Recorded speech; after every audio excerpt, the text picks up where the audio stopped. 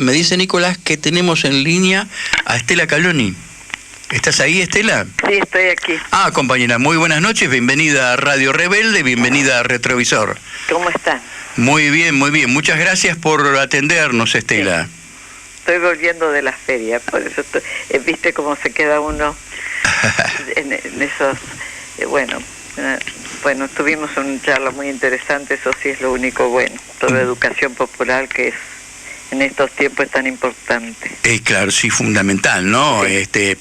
Es tan importante... Y la destrucción que se intenta de todo... Claro, que la están queriendo privatizar al estilo norteamericano, ¿no? Sí, sí, imagínate cerrar escuelas porque no son rentables, escuelas rurales, es la cosa más disparatada y espantosa que oí en mi vida. Como claro. Si la educación tuviera que ser rentable.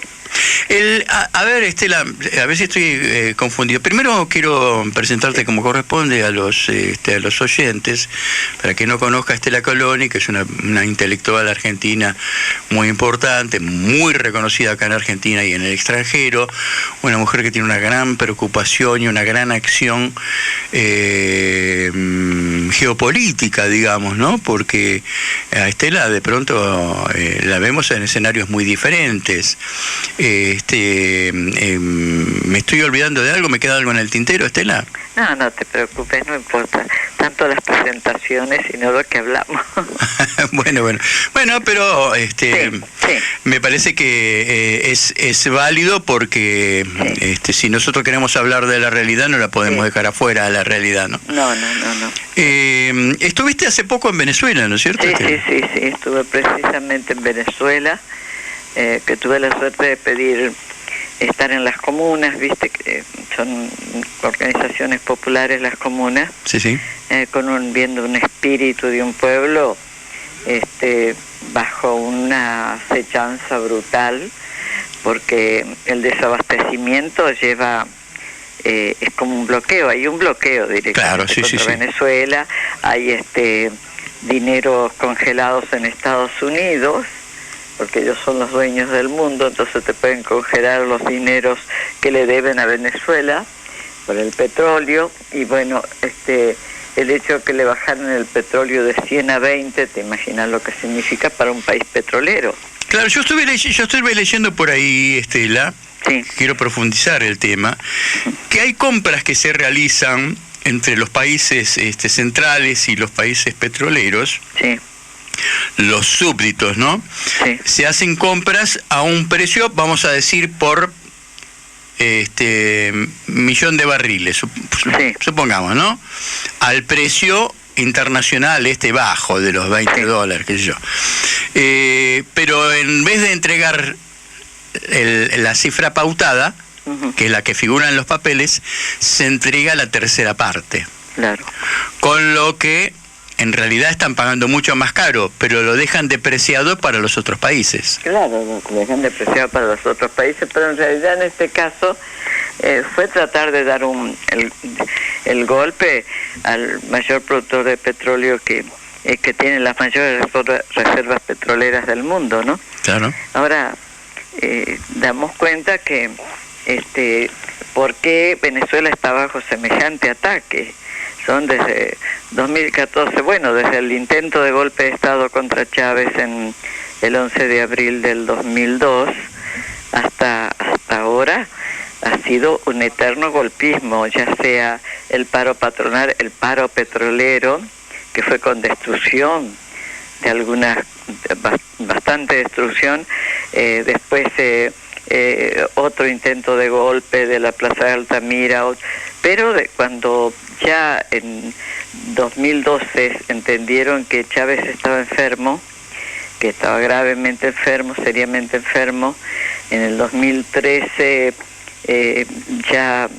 ustedes saben que a fines del 2012 ya había empezado Estados Unidos a enviar una cantidad de organizaciones no gubernamentales que dependían de sus fundaciones de inteligencia. Se habían agregado para trabajar a full en todo el país, ¿no? Y estaban organizando todo el proyecto de desestabilización porque ellos creían que le iban a tumbar a Maduro rápidamente. la misma noche que el 14 de abril del 2013, bueno, que salieron a las calles a intentar derrocar a Maduro, que quemaron edificios, asaltaron centros de salud, qué sé yo. Fue un momento que se arengando a la población, ¿no? Sí, arengando a la población, saliendo a las calles diciendo no. Bueno, después que el fraude, 2014, 2015 fueron muy duros, el intento golpista contando con una retaguardia brutal en Colombia, ¿no? El país que tiene una frontera tan grande con Venezuela, y esa retaguardia de paramilitares, esa retaguardia de un ejército tan importante de la seguridad nacional como el colombiano, esa retaguardia donde un país que tiene 7 bases militares, tenía 3, las aumentaron. Acá hubo una reunión, inclusive, ¿se acuerdan ustedes?, en Bariloche, claro, para denunciar que habían aumentado el número de bases y se había establecido una base que se llama la de Palanquero, que tiene un alcance como para estar una base aérea, ¿no?, que pueda movilizarse y rapidísimo hacia Venezuela y hacia el sur también. Bueno, en fin, Venezuela ha estado amenazada tanto en un proyecto de guerra contra insurgentes, es decir, con una cantidad de acciones ilegales, proyecto de guerra mediática, también la amenaza militar, porque todo el tiempo se ha mantenido esa amenaza militar en las fronteras, y a lo que se unió después Guyana, y en este momento, en este año pasado y en este año, bueno, las maniobras que se han hecho en la frontera con Colombia, en la frontera de Brasil con Colombia, Romaina, esas amazonesas, maniobras militares de Colombia, Perú, Estados Unidos y Brasil, fueron clarísimas, maniobras amenazantes, que después de esas maniobras en Brasil, estaba la cuarta flota ahí en la zona, en los mares cercanos a Brasil. Siempre la cuarta flota es apoyo de cualquier maniobra de este tipo. Y después tuvimos el escandaloso esquema del Atlántico Sur, de las maniobras en el Atlántico Sur de Estados Unidos, Chile, Gran Bretaña y Argentina, que estaban prohibidas por el Congreso, así pero es, que se hicieron. Y que eso nos costó un submarino, ¿no? Y 44 vidas. Y 44 vidas. Y entonces eso no lo quieren decir, pero es clarísimo, porque nadie de la gente que vive en la zona, los periodistas de la región, los periodistas del sur, saben perfectamente bien cómo se movió esta situación. Estela, una pregunta. Sí. Vos que venís de Venezuela, Sí. Tengo entendido que la gente de dinero no tiene problemas con el abastecimiento. No, la gente de dinero no tiene problema con abastecimiento, porque bueno, primero que ellos son los favorecidos por el cambio de dólares en negro, por todo ese tipo de maniobras, pero tampoco te voy a decir que el gobierno organizó, si no hubiera ya explotado Venezuela, organizó una forma para que 6 millones de personas tuvieran comida sin tener que ir a los mercados. Claro, te faltan algunas cosas, por ejemplo, en los primeros tiempos, cuando empezó todo el proyecto, empezaron a esconderse cosas como la pasta dental, Claro. el papel higiénico, bueno, un montón de cosas Para molestar. para molestar. Después ya se compraban supermercados enteros, los vaciaban y se los llevaban a Colombia, porque el problema del desabastecimiento, por ejemplo en Chile contra el presidente Allende. Justamente eso te quería preguntar, para establecer la comparación con el desabastecimiento en Chile. Pero lo que pasaba que en Chile el desabastecimiento quedaba en galpones por ahí escondidos, que a veces el gobierno podía encontrar algunos de estos escondites, pero en Venezuela se llevaba todo a Colombia. Claro. Inclusive se había puesto mira, el paramilitarismo tuvo puestos de cambio de dólares, viste que le habían llevado un montón de dinero, gasolina, de todo. Más hubo muchas sabotajes a la refinería, sabotajes de luz, sabotajes muy duros, y la participación de paramilitares colombianos, como fue en el 2014, en el 2015, cuando habían preparado ese golpe que se llamaba La Salida, y que se usaron francotiradores, porque vos te dabas cuenta que la mayoría de la gente había muerto con un disparo en la espalda, en la nuca. Sí, muy certero. Y muy certero. Y lo mismo que se usó para hacer esa matanza ahí en Paraguay, ¿te acordás? Que los campesinos estaban dialogando con policías, que estaban desarmados los policías porque eso lo había instalado Lugo. Claro. Que cuando se fuera a negociar no fuera con armas porque siempre terminaba mal. Y de repente empezaron a disparar y mataron policías y campesinos. Pero después cuando culpaban a los campesinos, que tenían lo máximo que tenían una escopetita de caza, que no la tenían tampoco ahí, cuando los disparos eran certeros, todos en la nuca, qué casualidad, sí. Y con un tipo de armas que no hay en Paraguay. Claro, en una zona donde desde el 2005 hay tropas de Estados Unidos. Tropas de Estados Unidos que el Congreso les permitió en el 2005, entre gallos y medianoche, en la Navidad del 2005, se autorizó la entrada de tropas de Estados Unidos, con que se quedaron, ya no se fueron nunca más, que entraban a hacer unas maniobras, se suponía, más acción cívica, que es lo que ellos usan para controlar a una población, que van, como que le dan atención médica, pero le averiguan cómo está conformada la población, etcétera, etcétera. Esto es muy conocido para la gente que estudia contrainsurgencia o que estudia cómo son en desarrollo los planes militares de la contrainsurgencia, ¿no? Estela, yo tengo que ir a una ya tendría que haber ido a la tanda, pero quiero hacerte esta pregunta. Vos que sos una persona con tanta experiencia, que tenés un ejercicio sobre el terreno latinoamericano muy grande, yo tengo una teoría, y es que no alcanza la expectativa de un buen gobierno. Me parece medio, inclusive irresponsable prometer un buen gobierno, porque si uno consigue hacer un buen gobierno, va a tener inmediatamente el sabotaje del poder económico. Sí. O sea que no tenemos que preparar a un pueblo para la lucha para sacarnos de encima la bota del imperio.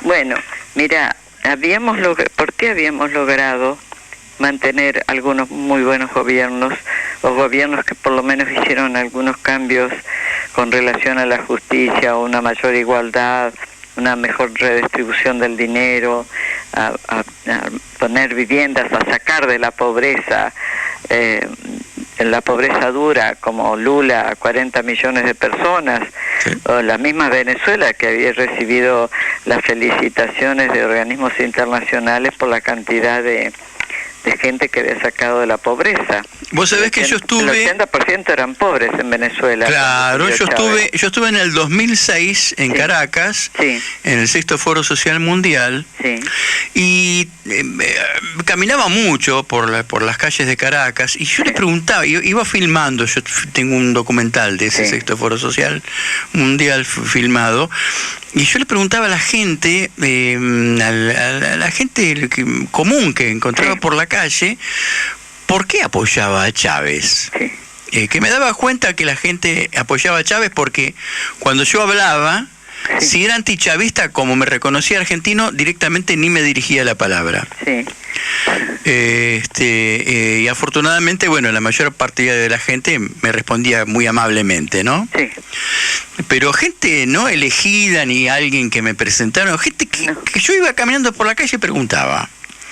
y les preguntaba, ¿por qué Chávez? Y todos me respondían, palabras más, palabras menos, que porque Chávez les había devuelto la dignidad. Sí.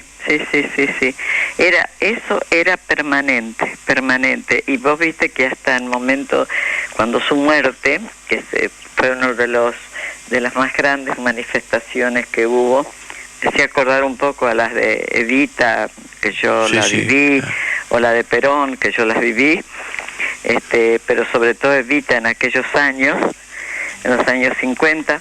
Bueno, imagínate vos que era algo sorprendente, y lo mismo pasó en Venezuela. Entonces mucha gente entendió que verdaderamente la población fue un golpe terrible para la población, la muerte de Chávez. Bueno, sí, tremendo. Sí. Después, claro, Estados Unidos creyó que iba a ser muy fácil, muerto Chávez, sacar a Maduro, pero no es solo Maduro, hay un equipo de trabajo muy interesante. Y hay otra cosa: si algo hizo Chávez extraordinario, es permanentemente estar con la población. Con el tema de a los presidentes lo hacían los pueblos por allá más perdidos.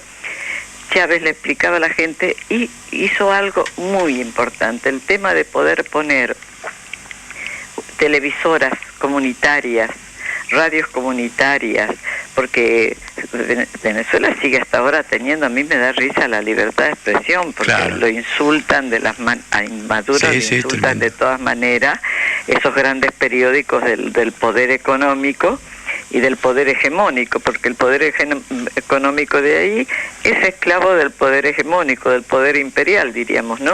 Como lo estamos viendo aquí, que donde manda más Washington que cualquiera de los funcionarios. Bueno, de manera que uno lo veía, vos lo viste, nosotros lo vimos y nosotros lo podemos decir.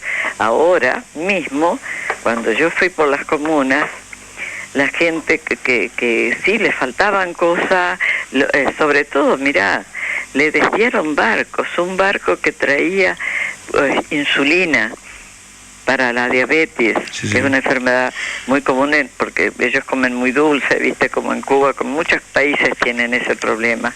Y entonces barcos con medicamentos, tremendo, se los dieron a puertos colombianos. Digamos una cosa, Estela, una barbaridad. Los venezolanos, la población más humilde, el pueblo venezolano ese que se vio, no tenía ni siquiera agua. No tenía agua, no, ni siquiera agua, pero comida. Vos sabés que había gente, era un estado, es decir, tenía una relación así: el 20%, el 80% era pobre, y cuando mirabas el tema del petróleo, el 80% de las ganancias petroleras se iban para afuera, supuestamente porque había que mantener la compañía petrolera, se iba para afuera. Lo que le llegaba del petróleo era el 18%. Cuando Chávez invierte esa situación, como pasó con Evo, cuando Evo invierte toda esa situación de todo lo que se iba para afuera. Y lo que nos pasa a nosotros con las mineras, ¿no? Que no nos dejan nada. Con las mineras, con todo, pero aquí cuando te dicen esto de se robaron todo, yo pienso una cosa: se olvidaron que estaba el fondo de garantía del ANSES, era un fondo inmenso, que no se había tocado, que estaba. Este gobierno logró que le votaran en el Congreso entre su gente y los que yo le digo los traidores a sus propias promesas a los pueblos, que le ayudaron en esos votos, lamentablemente, porque para poder usar el dinero del ANSES, para entregarle a Peña los datos del ANSES, los datos de todo el pueblo argentino. Sí, tremendo. ¿Y para quién eran esos datos? Eso sucedió después que firmó el gobierno que iban a haber intercambio de datos con Estados Unidos. A ver, yo te pregunto si Estados Unidos le da a Argentina, nada, sobre nada. toda su población, por favor. Bueno, Estas son las cosas que no se dicen. Bueno, Estela, le entregamos los datos, le entregamos el oro a Londres después de abdicar la soberanía jurídica a favor de los tribunales de Londres, ¿no? Exactamente, Así que... le entregamos el dinero. No, en el tema de los buitres, hubo un negociado tan grande que a los buitres ya lo que había logrado la presidenta Kirchner, me acuerdo, era que un montón de países del mundo, entre ellos y pueblos sobre todo también, la habían apoyado, porque ahora esto, mira, son cosas que cuando uno estudia estos temas todos los días de su vida, va siguiendo lo que va pasando en un país y en otro, porque como decía Perón, no hay ninguna política si no es política internacional. Claro. Entonces, si no, decía, eres un vuelo de cabotaje. Y entonces, sí, cuando yo me di cuenta, cuando España tuvo los problemas o Grecia, mirá lo que le pasó a Grecia. Están vendiendo islas en Grecia, se están repartiendo, no sabés los europeos que compraron, han estado comprando casi toda Grecia. Bueno, los buitres en España se quedaron con todas esas casas que la gente, viste que era dolorosísimo, que la gente se quedó sin su casa porque no pudieron seguir pagando y perdieron, pero millones de personas. Sí, bueno, ahora... Bueno, la cantidad de suicidios que ha habido, ¿no? Bueno, y ahora tienen problemas porque el negocio inmobiliario lo están manejando los fondos buitres y los alquileres se han volado de tal punto. Entonces, cuando vos ves todo lo que que le están haciendo otros pueblos, cuando vos ves el destino de Grecia y el destino que podemos tener nosotros cuando ahora firmando con Gran Bretaña la defensa contra la pesca ilegal. No, tremendo, eso es absurdo. La entrega de la soberanía y lo que no sabemos. No, porque con el litio se ha entregado la soberanía totalmente del control del litio. No sabemos lo que está pasando en la Patagonia. No sabemos sí que han entrado militares de Estados Unidos, a pesar de que el Congreso había prohibido las maniobras por la base Almirante Saar, por todo donde se habían propuesto para hacer ese ejercicio cormorán. Y bueno, mucha gente le llama la atención, a mucha gente les llama la atención y me hacen comentarios sobre los carteles en hebreo, por ejemplo, en el sur de Argentina. En el sur está lleno. Resulta que ahora también en estos días nos acabamos de enterar, y vos lo vas a encontrar en algunas informaciones de portales y todo, de que Venezuela, Israel, cuando terminan su curso del ejército, a los jóvenes estos que terminan, los están mandando a diversos países. Ahora en la provincia de Buenos Aires están haciendo como trabajo social. Sí. Eso es como acción cívica, o sea que el trabajo social es espionaje, es control poblacional, cuando viene... Entonces, es impresionante. Estela, ¿qué te parece a vos? ¿Por qué no se habla de Portugal, por ejemplo, que sería la contracena de Grecia, ¿no? Claro. No se habla de Portugal porque no les conviene, porque ahí tenés que de repente se produce un cambio y cambia y de repente si se hubiera mantenido el primer ministro de Grecia, si se hubiera mantenido como cuando apareció, por lo que lo votaron, claro, pero esta vuelta en el aire de este hombre fue le torcieron el brazo mal, digamos, ¿no? Terrible, le torcieron el brazo mal y su ministro de Economía fue el que le decía, no. ¿Cuánto hace que gobierna Rajoy España? Ay, por favor. Bueno, en 2 años del gobierno socialista y de izquierda de Portugal, cambió la realidad de Portugal, Portugal era un para Grecia, digamos. Sí.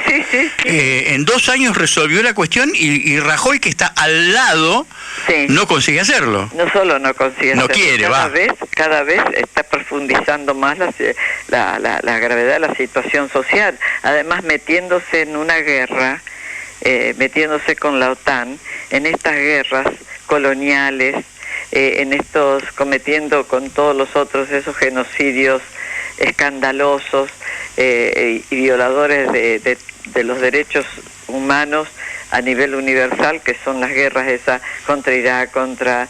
No, pero perdóname, Estela, perdóname. Sí. Ellos te matan, pero es para defenderte. Sí, sí, sí. Y España está metida en eso gastando y toda Europa gastó una cantidad de dinero para participar en estas guerras como segundón, allá abajo, sí, sí. Obedecer órdenes en la OTAN, ¿qué les queda a ellos? Sí, pero son los segundos que van al frente, ¿eh? Claro, sí.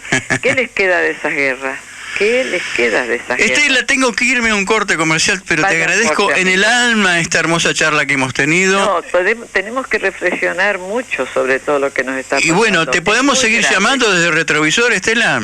Sí, por supuesto. Bueno. Tenemos que si no lo hacemos entre todos nosotros, por eso yo te digo cómo es importante la unidad. Vos dijiste eso de los países. Bueno, pudimos tener algunos gobiernos que se ocuparon de nuestros pueblos porque esos gobiernos estaban unidos. Y si esa unidad hubiera seguido, nosotros podíamos liberarnos de la dependencia finalmente. Por eso nos están haciendo pagar este precio por haber empezado un camino de liberación. Bueno, yo creo que la geopolítica está tornando el rumbo hacia vientos más favorables a nosotros. Sí, es que no sé, ahora, por más que mientas en los medios como le han mentido acá a este pueblo nuestro, 98% de los medios son manejados por el gobierno y claro. por el enemigo principal, que es el imperio, porque aquí sí tenemos que hablar de que ellos decidieron volver otra vez sobre América Latina, a recolonizar América Latina. Claro, bueno, vos sabés que yo el otro día, así buscando material, me encuentro con el discurso con que Batista asume en Cuba, sí. Y es igual al que pronunció Videla cuando asumió. Sí. Y es igual a un discurso de Menem y es igual al de Macri, o sea que ni siquiera se ocupan en hacer discursos nuevos, copian y pegan. No hay ninguna renovación, nada.